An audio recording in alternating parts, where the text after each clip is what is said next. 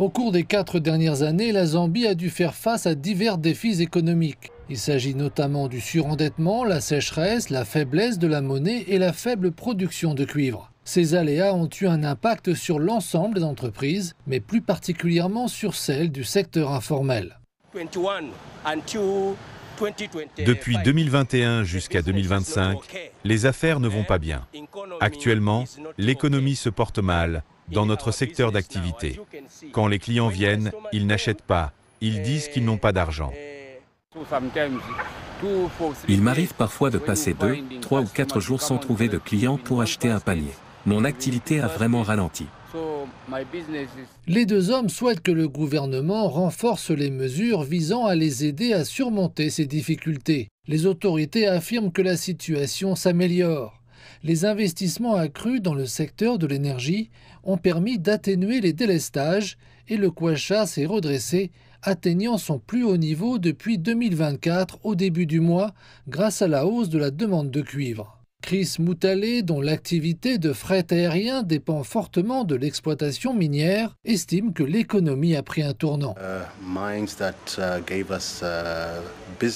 Les principales mines qui nous fournissaient du travail ont soit ralenti leur activité, soit fermé leurs portes.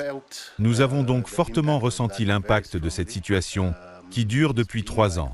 Mais récemment, nous avons observé des signes très positifs indiquant que la situation allait s'améliorer de manière spectaculaire. En 30 ans d'activité, nous n'avons jamais reçu autant de demandes pour de futurs contrats. Les analystes attribuent en grande partie cette stabilisation à la facilité de crédit élargie du FMI pour 2022, une facilité que le gouvernement zambien souhaite prolonger de 12 mois. Cette démarche est soutenue par les observateurs du marché. Lorsqu'on est confronté à une indiscipline budgétaire, à des dépenses excessives, à un endettement excessif, on a besoin d'un partenaire qui nous contrôle et nous rappelle ce qu'il ne faut pas faire. Il estime que les résultats obtenus par la Zambie dans le cadre de cette facilité renforcent cet argument.